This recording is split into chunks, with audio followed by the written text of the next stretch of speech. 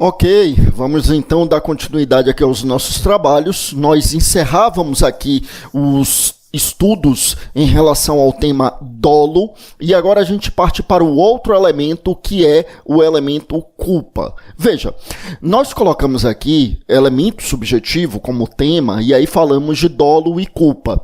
É muito importante que a gente recorde que, a rigor, meus amigos, embora majoritariamente se tenha dolo e culpa como modalidades de elemento subjetivo da conduta, há quem entenda que, em verdade, a culpa não seria elemento subjetivo, seria um elemento normativo. Há quem entenda, portanto, que quando a gente fala em elemento subjetivo, estaríamos nos referindo exclusivamente ao dolo. Todavia, a larga maioria da nossa doutrina, da doutrina aqui no Brasil, considera tanto o dolo quanto culpa como elemento subjetivo, porque ambos envolvem aqui a questão da vontade. Só que, como nós já mencionamos aqui, na culpa não existe a vontade de produzir o resultado, mas existe a vontade de praticar a conduta. Como nós sabemos, se não houver conduta, ou melhor, se não houver vontade, aí nós não teremos conduta humana penalmente relevante. Portanto, não teríamos nem dolo nem culpa. Então é importante que a gente traga isso. Embora uma parcela da doutrina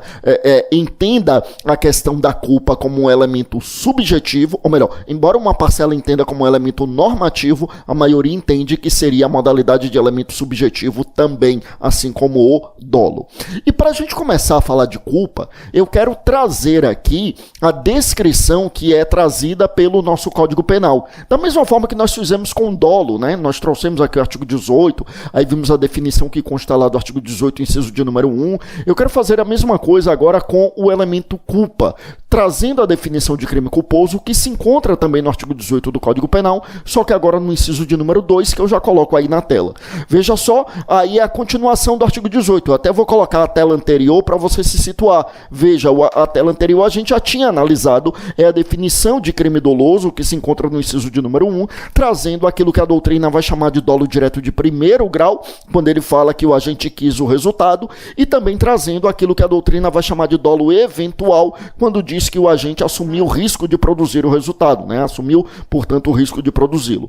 E aí no inciso de número 2, agora sim, voltando para a tela inicial, agora sim a gente vê a definição de crime culposo. Como é que o legislador definiu o crime culposo? Ele diz assim: culposo quando o agente deu causa ao resultado por imprudência, negligência ou imperícia. Então, crime culposo quando o agente, eu repito, deu causa ao resultado por imprudência, negligência ou imperícia. Claro que a gente vai analisar cada uma dessas hipóteses aqui, mas já é importante a gente fazer uma análise aqui do parágrafo único, que ele nos diz assim: salvo os casos expressos em lei, ninguém pode ser punido por fato previsto como crime, senão quando o pratica dolosamente.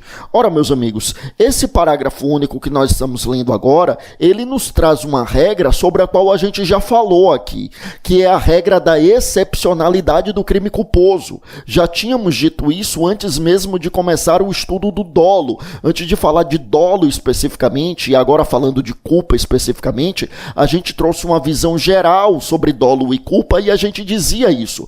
A gente dizia exatamente que, se não houver nem dolo nem culpa, não há conduta humana penalmente relevante e, portanto, o fato seria atípico. E também já mencionamos, meus amigos, que quando a gente fala aqui dolo, culpa, nós temos uma situação na qual o dolo é o elemento subjetivo por excelência e a culpa é o elemento subjetivo por exceção. Embora, eu repito, alguns entendam a culpa não como elemento subjetivo, mas como um elemento normativo. Mas a maioria entende como elemento subjetivo, então a gente diria que é o elemento subjetivo por exceção. E por que seria o elemento subjetivo por exceção? Justamente porque a existência de crime na modalidade culposa é uma excepcionalidade. É uma excepcionalidade que somente se fará presente se nós tivermos expressa previsão em lei nesse sentido.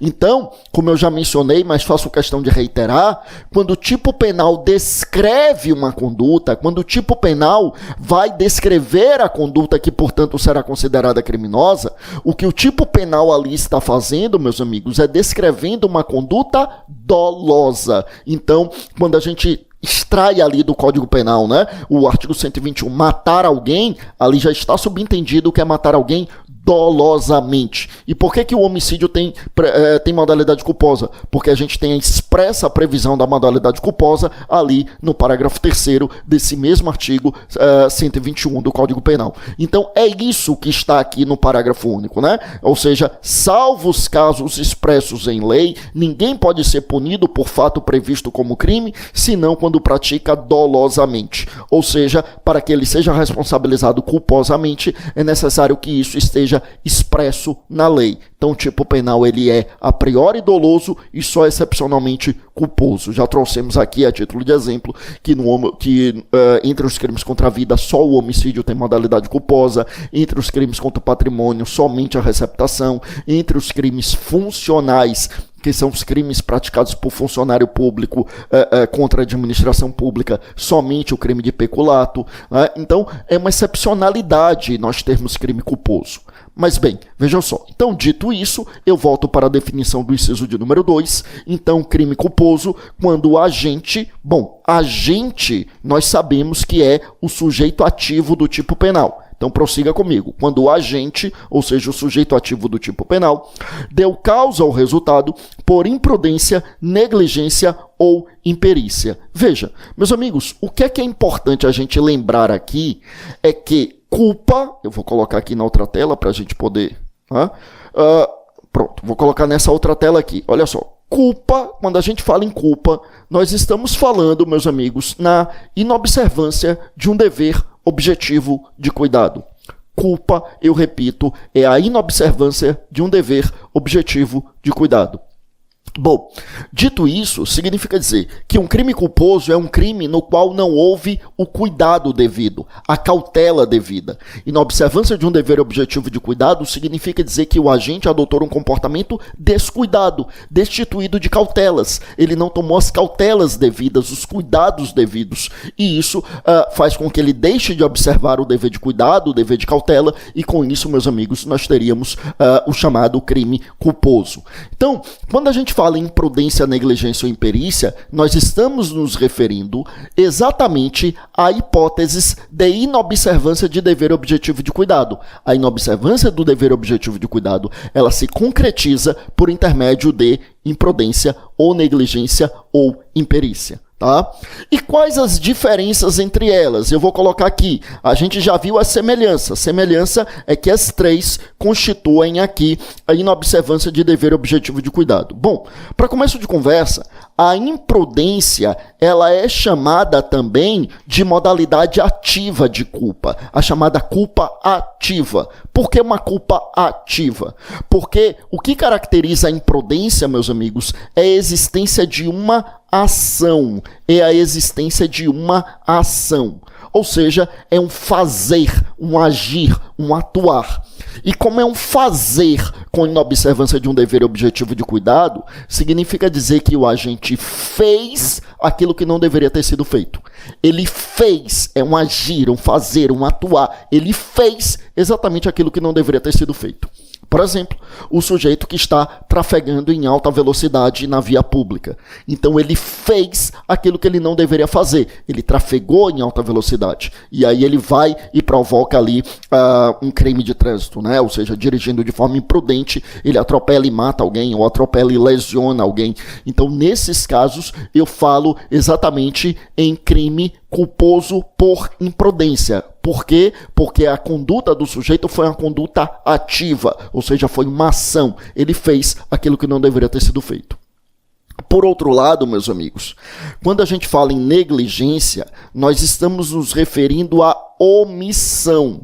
Omissão significa dizer, portanto, que o agente ele não fez o que deveria ter sido feito.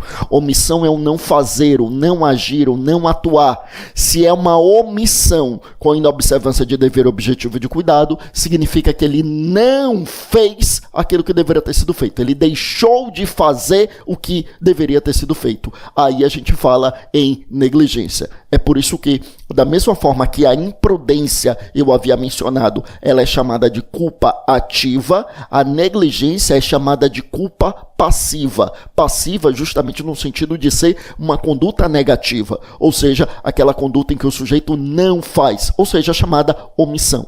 Bom, é muito importante que a gente lembre que, por vezes, na prática, não é fácil sabermos se foi imprudência ou negligência. Às vezes, a inobservância de um dever de cuidado, é difícil você estabelecer o limite se foi por não fazer o que deveria ter sido feito ou se foi por fazer o que não deveria ter sido feito. Então, sujeito que está trafegando com um carro com péssimas condições de utilização, ou seja, um carro que não teria a menor condição de trafegabilidade, um carro que ali precisa de tantas manutenções, então pneu careca, o freio não está funcionando direito, quer dizer, então assim, aí ele vai, trafega, não consegue ter uma trafegabilidade razoável, não consegue dirigir de uma forma razoável e acaba ali produzindo a morte de alguém. Veja, nesse caso, ele foi negligente porque ele não adotou as cautelas necessárias para a conservação do veículo, ou seja, ele não cuidou do veículo e isso caracteriza a negligência, ou foi a imprudência de trafegar daquela forma, naquelas condições. Então veja que, na verdade, negligência e imprudência acabam se misturando, porque a inobservância do dever de cuidado dele aí pode ser vista de duas formas. Ou a omissão dele de não cuidar do carro, de não ter tomado as cautelas devidas, ou a imprudência dele de trafegar daquela forma. Claro que parece, nesse caso, que a imprudência sobressai, né? Porque ele trafegar naquelas condições é o que deu causa diretamente ao atropelamento, por exemplo. Mas, claro que a gente precisa compreender que, por vezes, imprudência e negligência estão tão próximas que, na prática, às vezes é difícil diferenciarmos. Tá? Agora, claro que também não faria a menor diferença na prática. Na prática, o juiz entenderia como um crime culposo, pouco importa se ele vai fazer um enquadramento como imprudência ou negligência, isso não faz diferença. Tá? Da mesma forma que a gente disse aqui, que não faria diferença no enquadramento típico saber se é dolo direto ou dolo eventual. Da mesma forma, ou seja, seria tudo crime doloso, né, no enquadramento típico. Da mesma forma, no crime culposo, não faz diferença para o enquadramento típico saber se é imprudência, se é negligência ou imperícia. O enquadramento típico é o mesmo, enquadramento típico de crime culposo, tá? Bom, volta comigo aqui para a tela.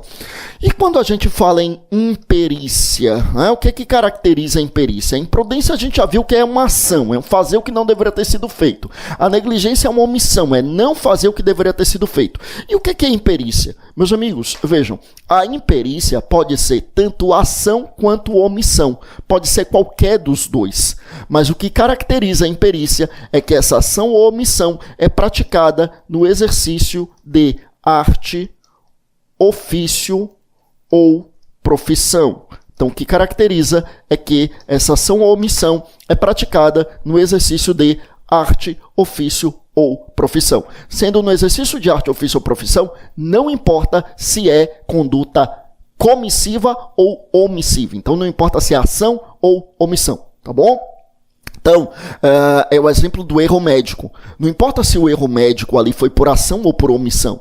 Não importa se foi uma ação, ele fez o que não deveria ter sido feito e amputou a perna errada do paciente. Quer dizer, erro crasso, inclusive, né? Quer dizer, era para amputar a perna esquerda e ele amputou a perna direita. Então, foi uma ação com inobservância grotesca de um dever objetivo de cuidado. Então, nesse caso, é imperícia. E se fosse omissão, quer dizer, ele esqueceu o bisturi dentro do corpo do paciente, quer dizer, uma omissão. Então, nesse caso, também é imperícia, porque foi uma omissão, mas no exercício de sua atividade profissional, tá? Então, seria da mesma forma. Bom, aqui, diferenciar arte de ofício ou profissão parece não haver muitos problemas, né? Quer dizer, existem profissionais que são artistas, então o exercício ali da arte, as artes de um modo geral, né? Então assim, só para falar das artes clássicas, né? A pintura, a escultura, ou as novas artes também, cinema e enfim, né? O teatro também é clássico, né? Mas assim, se a gente parar para pensar, exercício de arte. Mas qual a diferença entre ofício ou profissão? Tecnicamente, a diferença é que a profissão é uma atividade que demanda mais atividade intelectual do que manual. O ofício é o contrário, uma atividade que demanda mais atividade manual do que intelectual, né? Bom, não é uma distinção que faça qualquer diferença na prática, mas é uma distinção importante para a sua prova e por isso que eu estou fazendo, Tá? Bom, e para que seja imperícia, meus amigos, como eu disse, é necessário que o agente esteja no exercício da arte, do ofício ou da profissão. Se ele não está no exercício da arte, do ofício ou da profissão, a gente não teria imperícia, tá bom? O que é que nós temos aqui? O que mais que a gente tem aqui? Bom, dito isso, é importante que a gente compreenda, então, quais são os requisitos para que a gente fale no crime culposo. O que é que tem que estar, o que é que tem de necessário para que a gente fala aqui, meus amigos, no crime culposo? Bom, para começo de conversa, é necessário, por evidente, que a gente tenha uma conduta humana voluntária. Como a gente já disse aqui, se não houver voluntariedade, a gente não teria conduta humana penalmente relevante e, portanto, meus amigos, o fato é atípico, já que a conduta humana penalmente relevante é o primeiro elemento do fato típico. Bom, que mais aqui, meus amigos? Aí veja que, a par da conduta humana penalmente relevante, a gente precisa, obviamente, da violação, não é, do dever objetivo de cuidado. Então, violação ao dever objetivo de cuidado, tá? Ou seja, a inobservância do dever objetivo de cuidado. E essa inobservância do dever objetivo de cuidado, como a gente já sabe, é exatamente imprudência, negligência ou imperícia. Então a gente precisa de uma conduta humana e uma conduta humana descuidada, uma conduta humana voluntária, que seja uma conduta humana imprudente ou negligente ou imperita, ou seja, uma conduta humana e a inobservância de um dever objetivo de cuidado. Além disto, meus amigos, por evidente, é necessário que nós tenhamos aqui a produção de um resultado naturalístico, um resultado material, um resultado que foi produzido de forma involuntária. Então, vou colocar aqui um resultado involuntário. Então, o sujeito que está trafegando em alta velocidade atropela e mata alguém. Então, eu tenho uma conduta humana voluntária, ele tem vontade de fazer aquilo que ele está fazendo, não tem uma finalidade ilícita, né? A vontade dele é chegar mais cedo em casa, não se atrasar para o trabalho. Então, ele tem uma conduta voluntária, ele agiu de forma imprudente, ou seja, a violação do dever objetivo de cuidado, atropelou e matou alguém. Então, ele produziu um resultado naturalístico de forma involuntária. Evidentemente, para que a gente fale em crime culposo, é necessário, meus amigos, que exista nexo causal entre a conduta e o resultado, nexo causal também chamado de relação de causalidade, nada mais é do que isso, do que esse elo entre a conduta e o resultado, né? Então é dizer exatamente que a conduta foi produzida, ou melhor, que o resultado foi produzido por aquela conduta. Que mais que a gente vai ter aqui, meus amigos? Aí nós temos aqui, meus amigos, a necessidade de expressa previsão em lei. Expressa previsão em lei. Expressa previsão em lei da modalidade culposa, como nós vimos lá no artigo 18, parágrafo único do Código Penal. Artigo 18, eu repito, parágrafo único do nosso Código Penal, diz que a regra é a excepcionalidade do crime culposo, ou seja, eu só terei crime culposo se tiver expressa previsão em lei. Então, por exemplo, o sujeito atropelou e matou alguém, tudo bem, está previsto em lei o homicídio culposo na direção do veículo automotor. Mas se o sujeito, trafegando em alta velocidade, trafegando de forma imprudente, causa ali um choque com outro veículo e destrói o veículo de outra pessoa, mas sem lesionar ninguém, perceba que aí eu não tenho crime. Por quê? Porque não existe previsão em lei para o crime de dano na modalidade culposa. O dano é um crime contra o patrimônio que está no artigo 163 do Código Penal. Dano consiste em destruir, deteriorar ou inutilizar a coisa alheia. Mas só existe esse crime se ele é provocado dolosamente. Se eu destruir, deteriorar ou inutilizar a coisa alheia de forma culposa, eu não cometi crime algum. Então, neste caso, meus amigos, por falta de expressa previsão em lei, quer dizer, veja que nesse caso, né, em que ele chocou com outro veículo, destruiu outro carro, veja que todos os elementos anteriores estariam presentes. Eu teria uma conduta voluntária, eu teria a violação de um dever objetivo de cuidado, porque ele teria agido de forma imprudente, eu teria aqui também um resultado produzido de forma involuntária, que é a destruição do carro do outro, eu teria um nexo causal, que é o elo entre a conduta e o resultado, ou seja, eu poderia dizer que a destruição do carro se deu por conta daquele choque provocado, e eu não teria esse penúltimo elemento, que é a previsão em lei. Eu digo penúltimo porque a gente vai ver que ainda tem mais um aqui. Mas veja então que eu preciso da expressa previsão em lei da modalidade culposa para que eu fale no crime culposo. E só para a gente fechar, meus amigos, existe mais um requisito, que é a previsibilidade objetiva do resultado. Previsibilidade objetiva do resultado. Então, o que é isso? Previsibilidade objetiva significa dizer o seguinte: eu só falo em crime culposo se aquele resultado era previsível.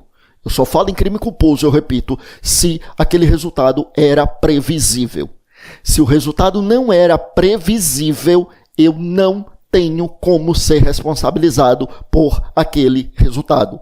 É necessário que haja, eu repito, previsibilidade do resultado. Se não havia previsibilidade do resultado, não tem como responder por aquele resultado. É o caso do sujeito.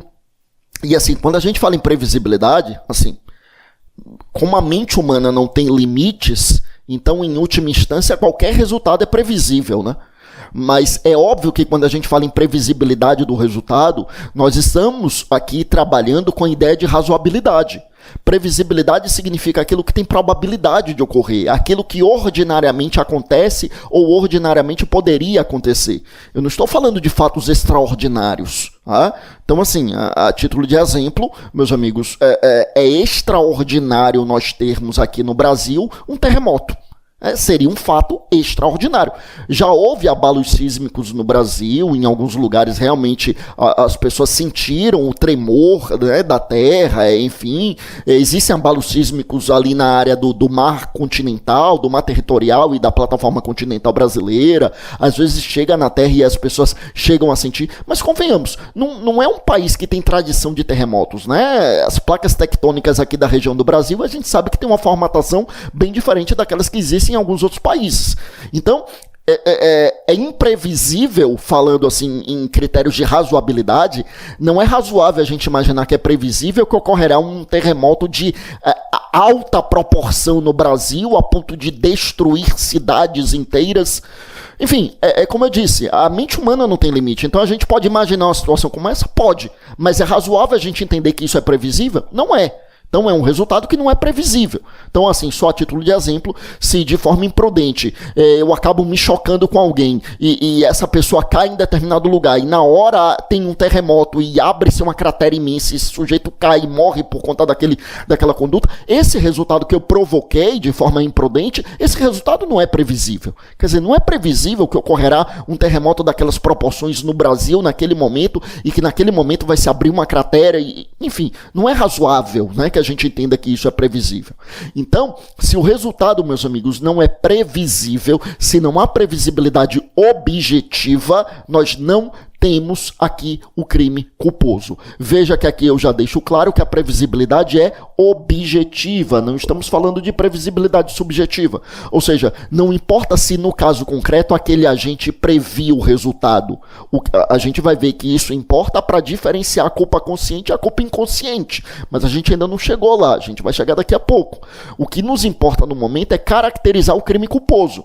E para caracterizar o crime culposo, não importa se no caso concreto o agente previu ou não previu, ou seja, não importa a previsibilidade subjetiva. O que importa é saber se era ou não previsível, ou seja, saber se ele poderia ou não ter previsto. Por isso que a gente fala em previsibilidade objetiva. Então, veja comigo, a gente fecha aqui exatamente esses requisitos, né, do crime culposo desta forma. Requisitos do crime culposo, deixando claro, então, que para que eu tenha crime culposo, em primeiro lugar, eu preciso de uma conduta voluntária. A gente sabe que se não houver voluntariedade, não há conduta humana penalmente relevante. Em segundo lugar, nós temos aqui a inobservância de um dever objetivo de cuidado. Nós escrevemos aí violação do dever objetivo de cuidado, dá no mesmo. Essa inobservância do dever objetivo de cuidado, a gente sabe que é ou imprudência ou negligência ou imperícia, sobre a qual nós já falamos e exemplificamos. Aí o terceiro requisito, a gente está vendo aí na tela, é a produção de um resultado naturalístico de forma involuntária. Em quarto lugar, nós temos um nexo causal, que nada mais é do que o elo entre a conduta e o resultado, ou seja, dizer que o resultado foi provocado por aquela conduta. E nós temos aí ainda a questão da previsão em lei, Então, o crime culposo tem que estar expressamente previsto em lei.